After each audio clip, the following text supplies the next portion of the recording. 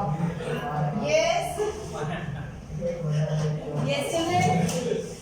Good morning to all of you. आज हम पाठ 17 बच्चे काम पर जा रहे हैं पढ़ेंगे। इसके कवि कौन है? राजेश जोशी। बेटा श्रेयांश नहीं आया। इंग्लिश आ रही है। अच्छा ये वहाँ कैसे चले गए तुम श्रेयांश? अभी मैं पढ़ा रही हूँ ना। मैं वो मैम को 2 मिनट काम था। ये मैं पढ़ा दूंगी, लास्ट में 5 मिनट्स बचेंगे तब मैं भेज दूंगी। कौन सी मैम बुला रही है? इंग्लिश वाली मैम को 210 जमा कराना है। ठीक है मैं बोल दूंगी। Yes children, you look in front, sit properly.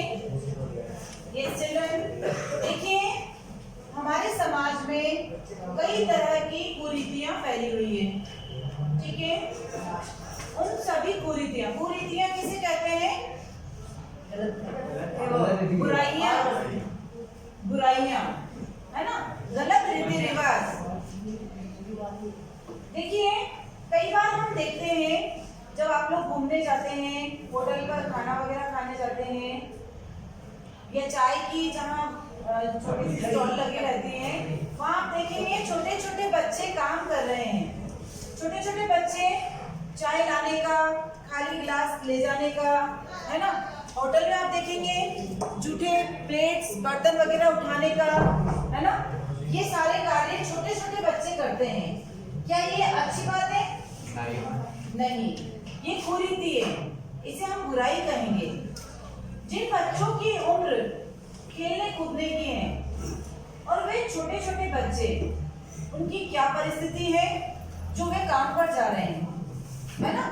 तो आज हम इसी के संदर्भ में बात करेंगे, बच्चे काम पर जा रहे हैं। राजेश जोशी जो हैं, उन्होंने सामाजिक सरोकार से संबंधित कविताएं लिखी हैं। सामाजिक सरोकार यानी समाज में भलाई के कार्य करना, समाज की भलाई के कार्य करना, जिससे कि सामाजिक स्तर ऊंचा उठे, ठीक है? तो हम भी यदि अपने आसपास इस प्रकार की कुरीतियां देखते हैं तो हमें उस पर ध्यान देना चाहिए। हमें इस प्रकार की कुरीतियों को दूर करने के प्रयास करने चाहिए। आप और हम सभी मिलकर करेंगे, सभी के प्रयास होंगे, तभी हम ऐसी कुरीतियों पर रोक लगा सकेंगे। श्रेयांश सुनाई दे रहा है बेटा? समझ में आ रहा है? मैं पूछूंगी फिर आपसे, और टेस्ट जैसे ही चैप्टर कंप्लीट होगा मैं टेस्ट लूंगी, ठीक है? तो आप पढ़ते रहिए साथ साथ। देखिए आप लोगों को स्वयं पढ़ाई करनी होगी। टीचर्स कुछ भी नहीं कर पाएंगे। टीचर्स के पास कोई दवा नहीं है कि आपको पिलाई और आप सब याद हो गया, आपको है ना, सब कुछ समझ में आ गया। आपको कक्षा में अपना पूरा ध्यान केंद्रित रखना है, एकाग्रचित होकर पढ़ना है, ठीक है? ध्यान इधर उधर नहीं होना चाहिए। कई बार आप लोग मुझे देख रहे हैं, मुझे लगता है कि आप मेरी बात सुन रहे हैं, और उस समय में लेकिन आपका माइंड, दिल और दिमाग कहीं और होता है। तो आपको ऐसा नहीं करना है बेटा, आप ही का नुकसान होगा, ठीक है? तो इस पाठ में यही बताया गया है कि छोटे छोटे बच्चे जो काम पर जा रहे हैं, उन्हें देखकर कवि के मन में दुख के भाव उत्पन्न होते हैं। कवि उन बच्चों को कार्य पर जाते हुए देखता है तो बहुत दुखी होता है। हम भी देखते हैं, उस समय थोड़ी सी देर के लिए दुख प्रकट कर लेते हैं, फिर उस बात को हम भुला देते हैं, है ना? उसके लिए हम कोई अच्छे प्रयास नहीं करते हैं। ऐसे प्रयास नहीं होते हमारे जिससे कि उस कुरीति पर रोक लगाई जा सके। तो हमें सभी को मिलकर ऐसे प्रयास करने होंगे जिससे सामाजिक स्तर ऊंचा उठे, सभी लोग शिक्षित हो, कोई भी गरीब ना रहे, और यदि शिक्षित हैं, कुछ ना कुछ रोजगार अगर हम कर रहे हैं, है ना, तो हमें छोटे छोटे बच्चों को काम पर नहीं भेजना पड़ेगा। वे छोटे बच्चे काम पर क्यों जा रहे हैं? शायद उनकी कोई परिस्थिति हो सकता है वे अनाथ हो, बहुत सारे कारण हैं इसमें, हो सकता है वे अनाथ हो, अनाथ किसे कहेंगे? जिनके माता पिता ना हो, बेसहारा हो, जिनका कोई सहारा नहीं हो, जिनका कोई पालन पोषण करने वाले नहीं हो, है ना, ऐसा भी हो सकता है। या माता पिता में से पिताजी जो कार्य करने वाले हैं, परिवार का भरण पोषण करने वाले हैं, वे हो सकता है कि विकलांग हो, बीमार हो, निर्धन हो, वे कार्य करते हैं लेकिन इतनी आय नहीं हो, इतनी आमदनी नहीं हो जिससे कि वे अपने परिवार का पूरी तरह से भरण पोषण कर पाए, तो फिर वे छोटे छोटे बच्चों को काम पर भेज देते हैं, है ना। और ये सभी कुशिक्षा, अशिक्षा के दुष्परिणाम हैं। यदि बच्चे अनपढ़ रह जाते हैं, माता पिता अनपढ़ रह जाते हैं, तो वे अपने बच्चों को कार्य पर भेज देते हैं। तो हमें क्या करना है? कवि राजेश जोशी हमारा ध्यान किस और केंद्रित करना चाहते हैं, किस और आकर्षित करना चाहते हैं? उनका इस कविता के माध्यम से हमें यह संदेश है कि हमें छोटे छोटे बच्चों को कार्य नहीं करवाना है। यदि हम हमारे आसपास समाज में कहीं भी, समाज का मतलब ये नहीं कि सिर्फ हमारी जाति के लोग, मनुष्य जाति, मानव जाति, समाज पूरे मानव से बना है, सभी मानवों से बना है, वो किसी भी धर्म और संप्रदाय का हो सकता है, वहां हमें जाति भेद नहीं करना है ना। यदि हमें लगता है कि हमारे आसपास कोई भी बीमार है, कोई भी अशिक्षित है, तो उनके लिए हम ये प्रयास करें कि उन्हें हम शिक्षा के लिए प्रोत्साहित करें।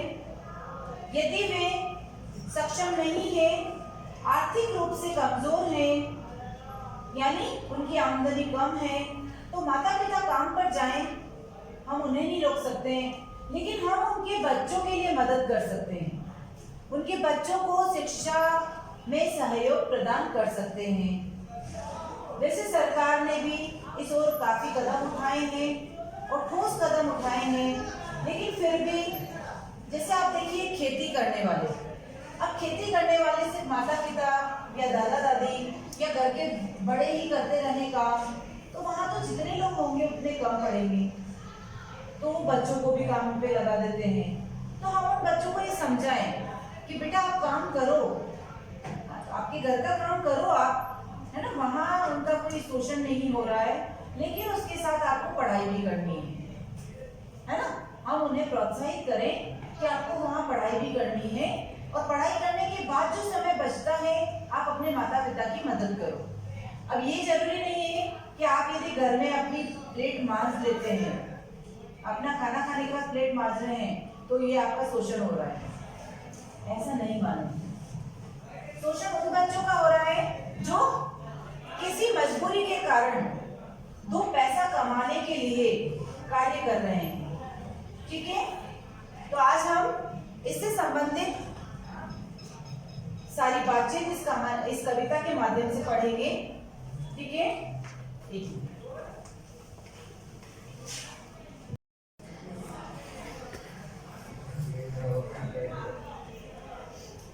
हाँ, तो देखिए इस कविता में कवि राजेश जोशी हमें ये बताना चाहते हैं कि सुबह की ठंड, मैं इसको पहले पूरी कविता को शब्दों से समझा रही हूँ, शब्दों के माध्यम से आपको समझा रही हूँ, अपने भावों से समझा रही हूँ, ठीक है, अपने विचारों से समझा रही हूँ। आपको भी अपने भाव, विचार और कल्पना को व्यक्त करना, लिखित रूप देना आना चाहिए, ठीक है।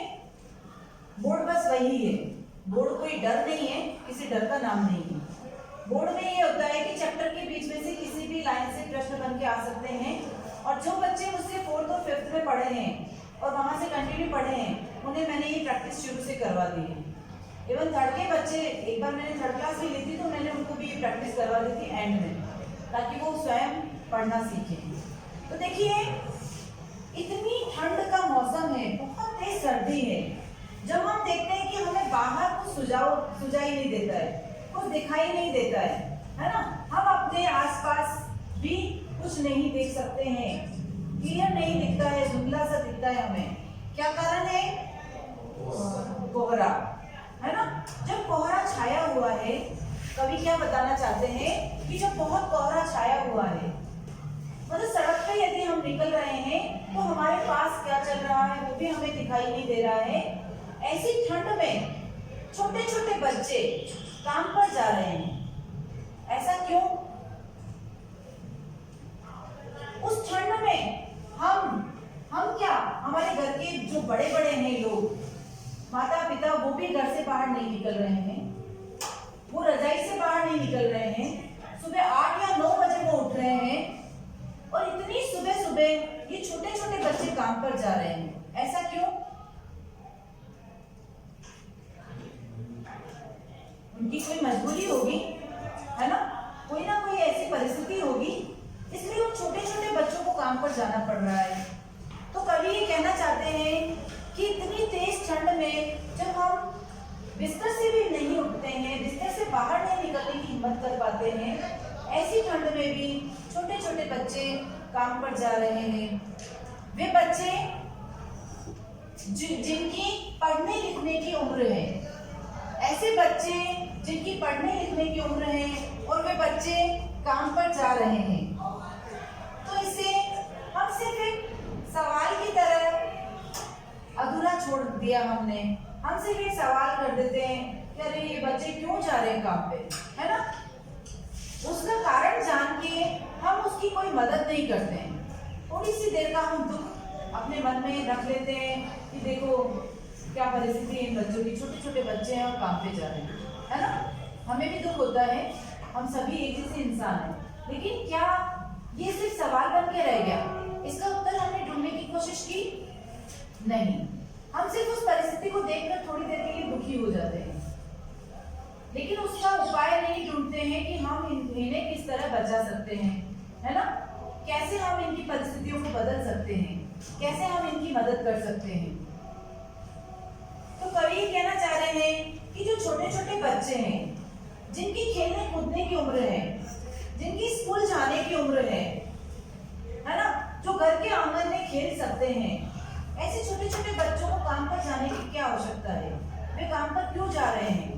यह देखकर कवि बहुत दुखी हैं। उनके मन में बहुत पीड़ा है इस बात की। इस कुरीति का उन्होंने विरोध किया और ये बाल श्रमिक जो हैं, बाल शोषण जो हो रहा है, बालकों का जो शोषण हो रहा है, उस और हमारा ध्यान केंद्रित करना चाहते हैं। तो कवि कह रहे हैं कि क्या इन बच्चों के लिए गेंदें नहीं बची है क्या? अंतरिक्ष में जो चीजें चली जाती है वो हमें वापस नहीं मिलती है, तो क्या इन बच्चों के खेलने के लिए गेंदें नहीं बची है? क्या सारी गेंदें अंतरिक्ष में चली गई हैं? क्या दिनकों ने खा लिया है सारी रंग बिरंगी किताबों को? आपने देखा होगा छोटे छोटे बच्चों की किताबें बहुत कलरफुल बनाई जाती है, ऐसा क्यों? ताकि उनकी रुचि जागृत हो, पढ़ाई की तरफ उनका ध्यान आकर्षित हो, पढ़ने में उनकी रुचि बढ़े, है ना। इसलिए उनकी किताबों को बहुत रंग बिरंगी बनाई जाती है। तो आप अपने घर में छोटे भाई बहनों को देखना, अब आप बड़े हो चुके हैं, आप समझ चुके हैं कि पढ़ाई आपके लिए जरूरी है, पढ़ाई का क्या महत्व है आपके जीवन में, भविष्य में क्या होगा यदि आप नहीं पढ़ेंगे, तो आप समझ चुके हैं। लेकिन वो बच्चे नहीं समझते हैं, इसलिए उनका ध्यान पढ़ाई की तरफ आकर्षित करने के लिए, उनके मन में पढ़ाई के लिए रुचि पैदा करने के लिए उनकी किताबों को रंग बिरंगी बनाया जाता है। तो कवि कह रहे हैं कि क्या उनकी रंग बिरंगी किताबों को, सारी किताबों को दिमक खा गई? दिमक खा गई मतलब दिमक एक ऐसा कीड़ा होता है जो यदि कपड़े में या कागज में लग जाए तो उसको पूरी तरह से खत्म कर देता है, पूरी तरह से चौपट कर देता है। फिर चाहे नोटों में ही क्यों ना छोड़ दो एक दीमक, सिर्फ एक दीमक काफी है ना। तो कवि कहना चाह रहे हैं कि क्या सारी रंग बिरंगी किताबों को दीमकों ने खा लिया है, या क्या काले पहाड़ के नीचे दब गए हैं सारे खिलौने? बच्चों के खेलने के लिए खिलौने बचे नहीं है क्या इस धरती पर, जो ये छोटे छोटे बच्चे काम पर जा रहे हैं? या किसी भूकंप में ढह गई है सारे मदरसों की इमारतें? मदरसे क्या होता है? ये उर्दू शब्द है ना। मदरसे नहीं, हम विद्यालय बोलेंगे, इसे आप विद्यालय के रूप में समझेंगे, स्कूल, पाठशाला, है ना।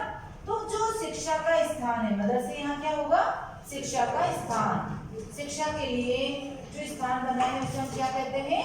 पाठशाला, स्कूल, विद्यालय, विद्या का घर, जहाँ हम विद्या प्राप्त करने जाते हैं। सिट स्ट्रेट बेटा, श्रेयांश सिट प्रॉपर्ली, ऐसे घूमो, बालों को छोड़ दो। तो देखिए, क्या सारे स्कूलों की जो इमारतें हैं, सारी जो पाठशालाएं हैं, वो किसी भूकंप में ढह गई है क्या? यानी नष्ट हो गई है क्या सारी इमारतें? जो ये बच्चे काम पर जा रहे हैं, पढ़ने के लिए नहीं जा रहे हैं, खेल नहीं पा रहे हैं, बंद हो गया क्या? चल रहा है ना? आप इधर ध्यान रखिए, मेरा भी ध्यान उधर नहीं है, बस मैं तो ये वीडियो बना के हमें भेजना है इसलिए बना रही हूँ, है ना? आप लोग इधर ध्यान रखिए, आपका ध्यान उधर नहीं होना चाहिए, बस आपकी हरकतें सही रखिए, नहीं तो सर देखेंगे मैं क्या कर सकती हूँ, डांट पड़ेगी, ऑफिस में बुला देंगे और बड़ा निर्णय है। वो तो है, पर हो सकता है कि उस समय सर नहीं ध्यान दे पा रहे, अपनी वीडियो को देखेंगे कि बच्चे ध्यान देते ही नहीं, है ना? चलिए, तो देखिए, क्या सारे मैदान, सारे बगीचे और घरों के आंगन खत्म हो गए हैं गए? क्या अचानक ही सारे मैदान, खेल के मैदान खाली हैं? क्या इनमें बच्चे खेल नहीं सकते? सारे बाग बगीचे खाली हो गए, सारे घरों के आंगन, ये सब चीजें क्या अचानक गायब हो गई? जो ये छोटे छोटे बच्चे काम पर जा रहे हैं, खेल नहीं पा रहे हैं, तो फिर बचा ही क्या है इस दुनिया में? कितना भयानक होता अगर ऐसा होता। भयानक है, लेकिन इससे भी ज्यादा यह कि ये सारी चीजें हस्ब मालूम। हस्ब मामूल किसे कहेंगे? हस्ब मामूल यानी यथावत। इतना सब कुछ होने के बाद भी हमारे मन पर इसका कोई प्रभाव नहीं पड़ रहा है। हम जैसे हैं वैसे ही रहे। थोड़ी देर के लिए हमने दुख जाहिर कर लिया और फिर हम अपने कामों में लग गए। क्या ये सही है? क्या हमें चिंता नहीं होनी चाहिए इस बात की? क्या समाज को सुधारने के लिए एक इंसान ने ही ठेका ले रखा है? क्या कभी ही इस बात की जिम्मेदारी लेगा? हम सामाजिक प्राणी हैं, मनुष्य एक सामाजिक प्राणी है, तो उसका ध्यान समाज की बुराइयों की ओर भी आकर्षित होना चाहिए, जो कि नहीं हो रहा है। इसलिए कवि ने कविता लिखी और हमारा ध्यान उस ओर केंद्रित किया है। ठीक है, तो देखिए, यह पर दुनिया की हजारों सड़कों से गुजरते हुए बच्चे, बहुत छोटे छोटे बच्चे काम पर जा रहे हैं। देखिए, इतना सब कुछ हो रहा है, सरकार ने पाबंदियां लगा दी है, सरकार ने कई नियम बना दिए हैं, उसके बावजूद भी इस कुरीति पर रोक नहीं लगी है। आज भी, आज वर्तमान समय में भी जन शिक्षा का महत्व सब समझ चुके हैं, फिर भी कहीं ना कहीं हम देखते हैं ऐसे बच्चों को जो काम पर जा रहे हैं, छोटे छोटे बच्चे काम पर जा रहे हैं। इस कुरीति पर हमने रोक नहीं लगाई है ना? हम सिर्फ उन्हें देख रहे हैं। तो कवि हमारा ध्यान इस कविता के माध्यम से, इस काव्य खंड के माध्यम से हमारा ध्यान उस ओर आकर्षित करना चाहते हैं कि सामाजिक बुराई की ओर आकर्षित करना चाहते हैं, जिससे कि हमारा देश पिछड़ रहा है। अब बताइए, इस कुरीति से देश कैसे पिछड़ रहा है? कौन बताएगा? ये कुरीति है, आपने भी माना, मैंने भी माना। हाँ बताओ बेटा, वेरी गुड। मैडम, किसी देश की मैम जो आने वाली युवा पीढ़ी में वो शिक्षित नहीं है। यस,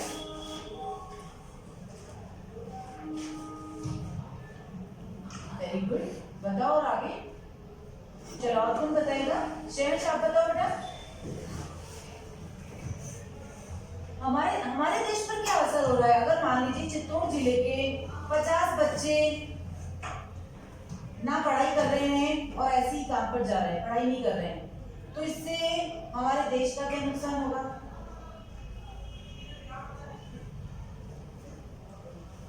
अपने भाव व्यक्त करना सीखिए, बोलना और लिखना दोनों आना चाहिए आपको। कौन बताएगा?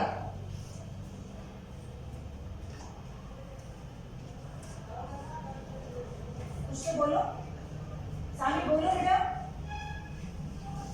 आप बैठ जाओ और मुंह सामने रखो। वेरी गुड, बोलो।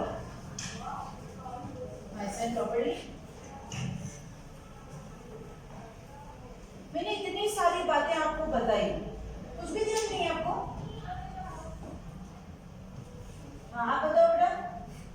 फर्स्ट। हाँ, देश की युवा पीढ़ी है, अगर वो पढ़ेगी नहीं तो देश आगे से बढ़ेगा। Very good. देखिए आज के जो बच्चे हैं, आप लोग हैं, जैसे आप लोग हैं, आप लोग क्या हैं, इस देश का भविष्य हैं। सिर्फ आपके कर्तव्य आपके माता पिता तक नहीं है, आपके कर्तव्य माता पिता, आपके आसपास के वातावरण, आपके शहर, आपके जिले, आपके राज्य और आपके देश के प्रति हैं। सिर्फ आप हमें हमारे लिए ही नहीं जीना है। हम लोग जो जी रहे हैं ना, ये जिंदगी सिर्फ हमारे लिए ही नहीं जीना है, हमें स्वार्थी नहीं बनना है। यदि हर इंसान स्वार्थी बन गया तो हमारा देश पिछड़ जाएगा।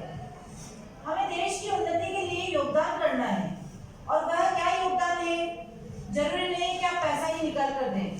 अगर आपकी भी आर्थिक स्थिति इतनी अच्छी नहीं है, आप सिर्फ अपना ही गुजारा कर सकते हैं, भरण पोषण कर सकते हैं, तो ये बताइए आपकी जो किताबें पुरानी हो जाती है, ये किसी गरीब बच्चे को दे सकते हैं ना, जो आपसे भी बिल्कुल डाउन है, आपसे भी निम्न स्तर का है, आप उसे अपनी किताबें देके, दान करके, उससे पैसा नहीं लेके, निःशुल्क उसे किताबें देकर ये मदद कर सकते हैं ना।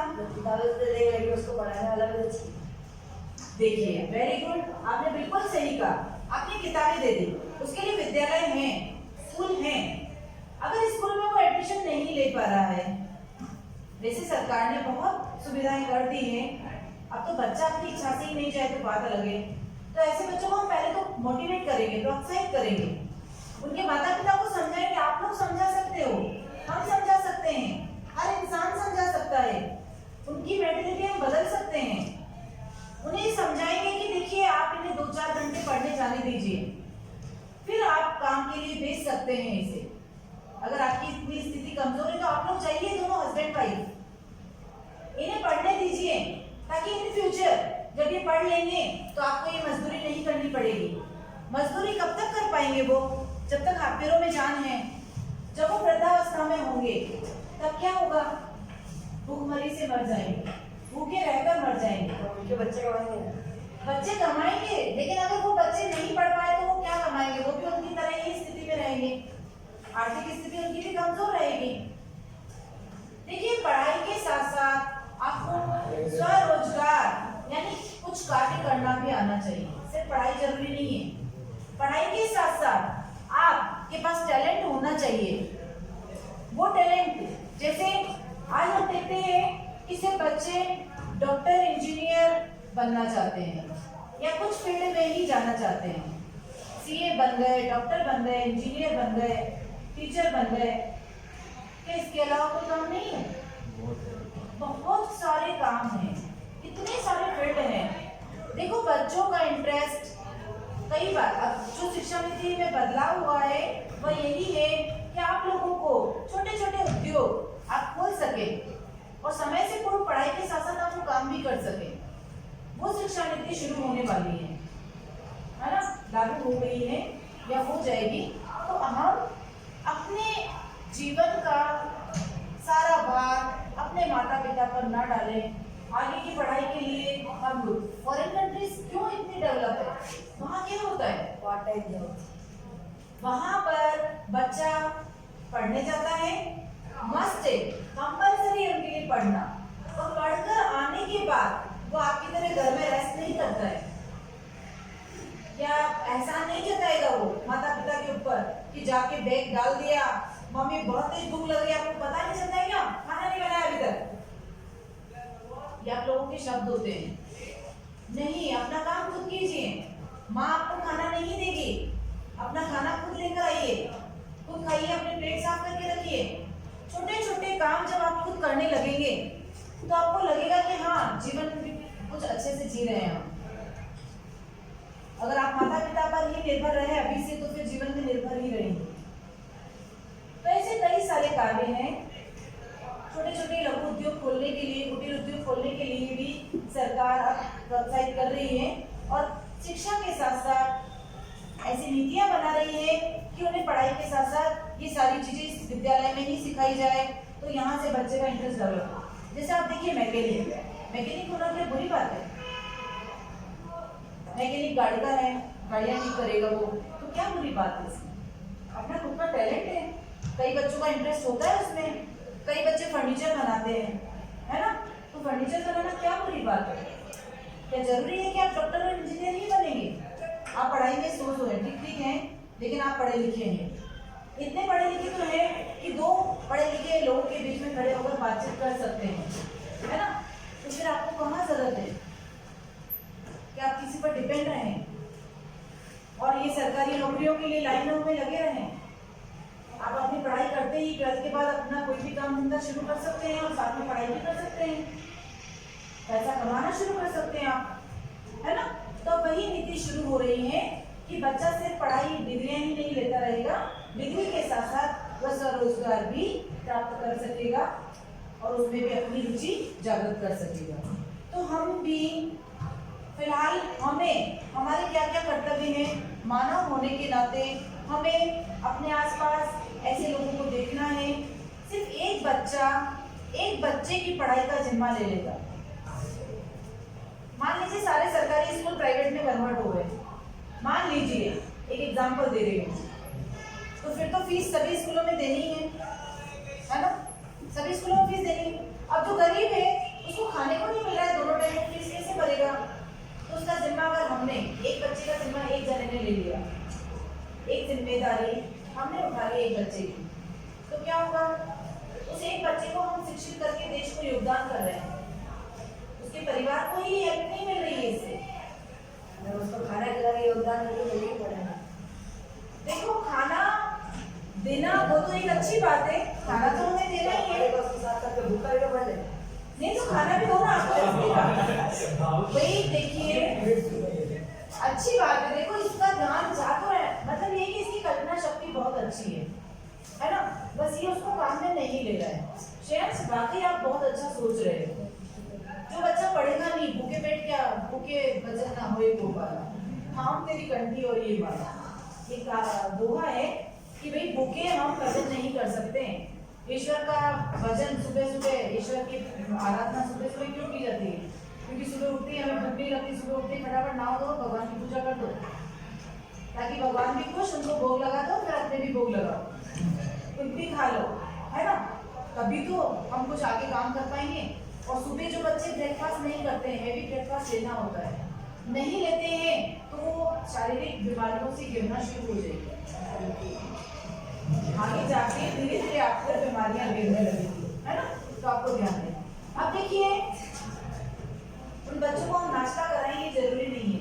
4 रोटी हम खा रहे हैं, 1 रोटी एक्स्ट्रा मैंने ले ली, एक इसने ले ली, एक श्रेयांश ने ले ली, 3 रोटी से तो एक बच्चे का पेट भर जाएगा ना?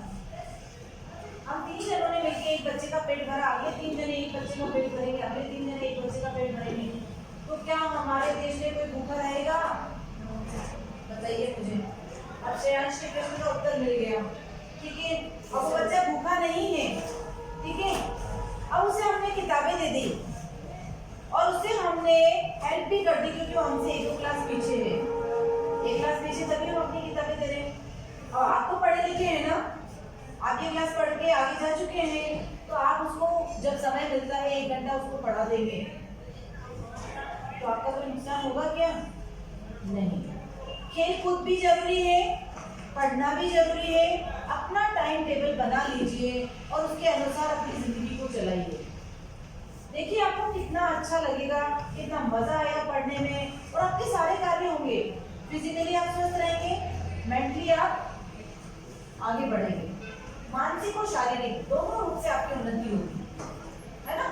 तो ध्यान दीजिए, खाना जितना जरूरी है उतना ही पढ़ना भी जरूरी है, उतना ही हमें अपने आसपास के वातावरण पर नजर रखना भी जरूरी है, ठीक है? तो आज से प्रॉमिस कीजिए कि आप अपना एक समय विभाग चक्र बनाएंगे। श्रेयांश, आर यू लिसनिंग और नॉट? सुन रहे हो? तो क्या बनाना है श्रेयांश? घर जाते ही अपना टाइम टेबल बनाएंगे। टाइम टेबल को हिंदी में क्या बोलते हैं? समय विभाग चक्र। समय विभाग चक्र मतलब सुबह उठते हो उस समय से लेकर रात्रि सोने तक का समय आपका डिवाइड होना चाहिए।